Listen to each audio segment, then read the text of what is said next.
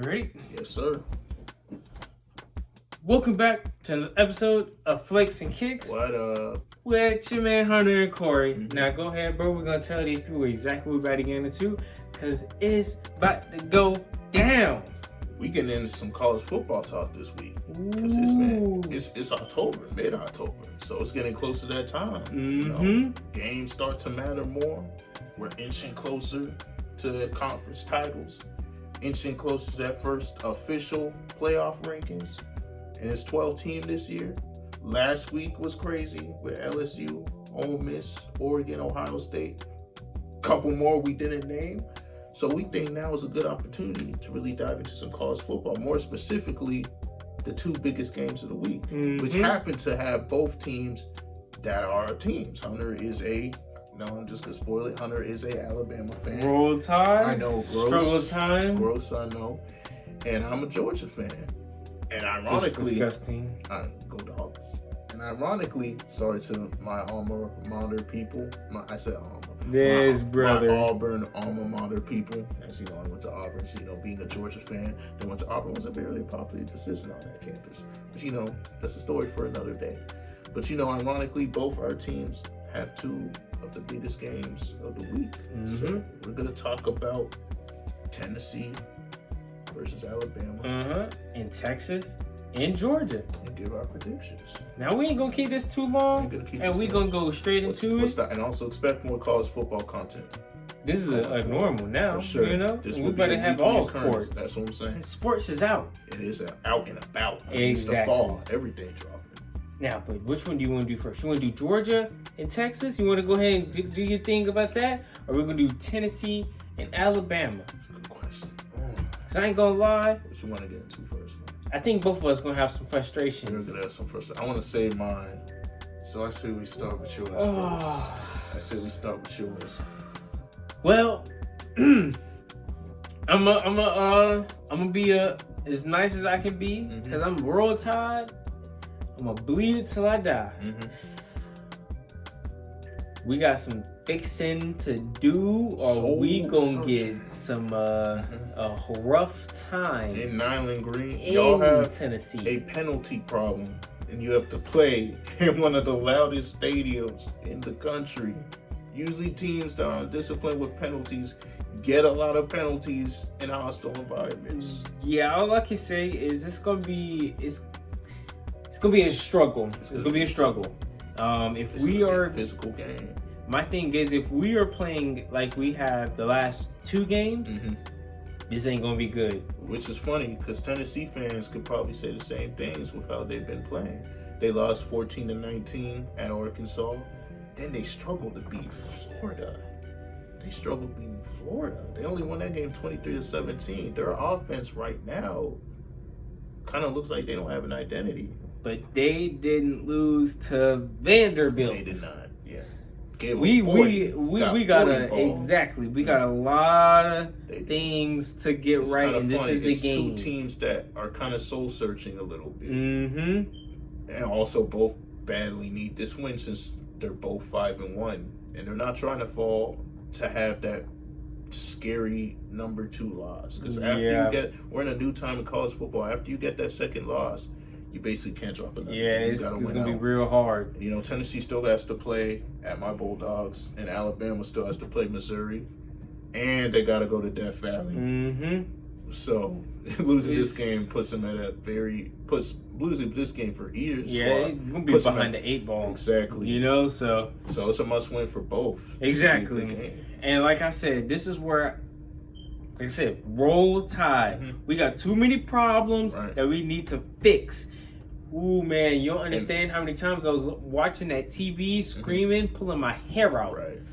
This was bad. It was bad some weeks, And if you look at it, Alabama's weakness on defense, which is probably their pass defense right now. The big question is, will Josh Heupel be able to scheme up something to really exploit that? Because their pass offense has been struggling these last couple. It looks like they're lacking. I don't know if they're lacking the playmakers, but Nico and the receivers, there just hasn't been chemistry with the receivers lately. They're missing that true game breaker over the top right now. There's no Jalen Hyatt in this Tennessee wide receiver room. So they're struggling to take the top off right now, which makes them kind of reliant on their run game. But if you're struggling to throw, teams don't respect your pass game. Exactly. So something's got to give. Can Bama do what other teams that played Tennessee lately have had success doing, which is stop the run and make Nico beat them through the air? Bama's going to have to do that. We'll see. And my pick, obviously, it's going to be Bama. It's that simple. I mean, Bama, your offense is still, even though y'all had some struggles against the physical South Carolina front, that's another big matchup. We got to get into, let's talk about that. Your offensive line against this athletic Tennessee front. Tennessee has a very deep, talented defensive front. Can y'all keep Milroe clean? They have one of the best pass rushers in the country. Well, we do have James one of Pierce the best Jr. offensive line. It's just we have not been able to consistently been able to get it done. You do. You know, I mean, now that we're healthy, we've made a lot of strides. It's just penalties, holdings, and that's what's killing us. It is. So y'all gonna have to really protect Milroe because that Tennessee front, if they smell blood underwater, they can get after it. Well, I mean, let's be honest. Not a lot of teams are going to be built like South Carolina. Which is why that was I'm concerned because Tennessee is one of the D-lines that is built like South Carolina. We'll see, though. Because, I mean, they had constant pressure. They did. So, I mean, we'll see. Tennessee, they have a projected top 10 pick, rushing the passer. They have some athletes. I want to say their secondary is elite, but they have some good players. I'm saying their secondary. But their defense is clearly led by their front seven. Yeah. So it should be interesting to see. Will y'all have time for Milroe and the Ryan Williams 4+2 = 6 connection to heat up down there? Well, he didn't have his connection last week, so Yeah, I'm expecting it. I'm expecting it. But we're not going to keep this too long. Right. I'm going to let you go ahead and do your Georgia and Texas. Nice. Just like Hunter has had some surprising frustrations watching Auburn. As a Dogs fan, I said Auburn. I was about to say that's disgusting. I can't say that yet. No, definitely not that. I had me some fun watching Auburn this I know this you year. have. That's another video for another day, man.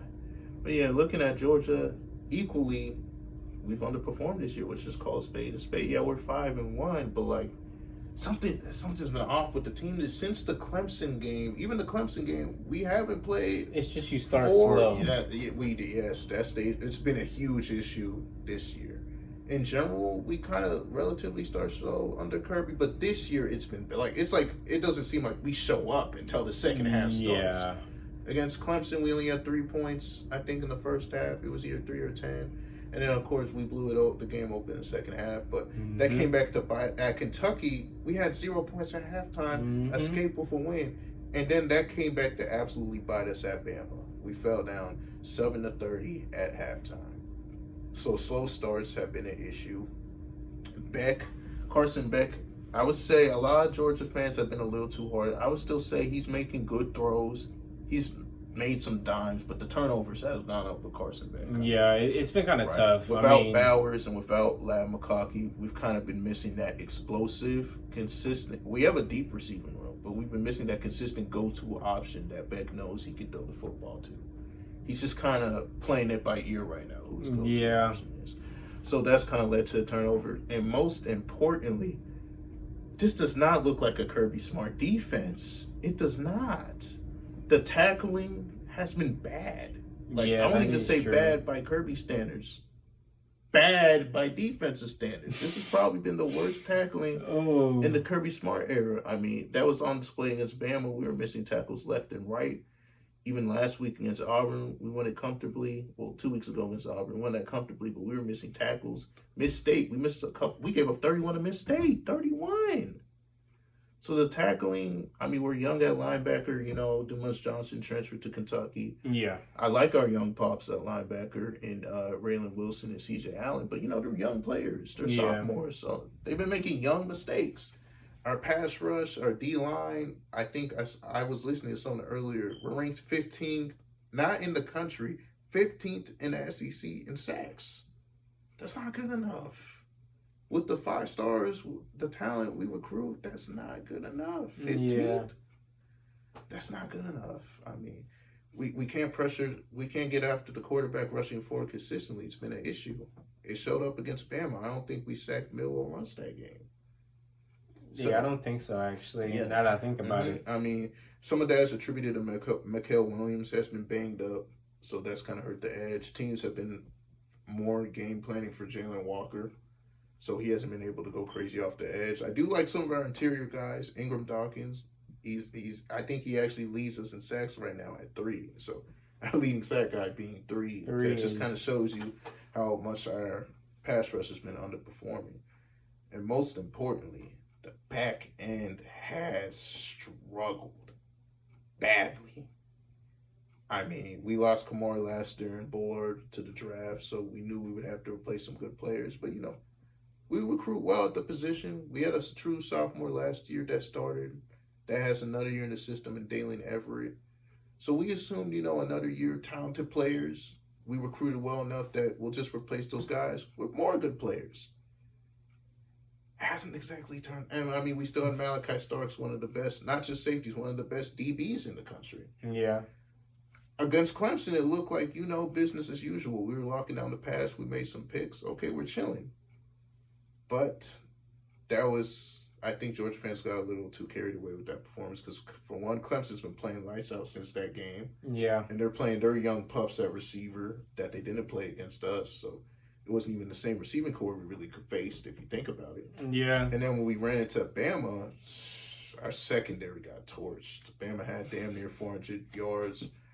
I'm just laughing because we watched the game together, and he knows how much I was pissed watching that game. Oh, man, you crashed out. I crashed out hard. Ryan Williams had 400 yards. The game-winning touchdown. Yeah, 175, including the game-winning TD. I mean, our corners just haven't been up to par. Dalen Everett hasn't taken the next step.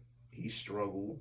Julian Humphrey gotten mossed a lot. I mean, he's just losing the 50-50 balls. Oh. They're struggling to tackle in the perimeter. Even Malachi Starks, he's great, but he's kind of it feels like he's been trying to do too much to kind of cover for kind of the inexperience around him in the secondary because we have 3 new starters in the secondary this year.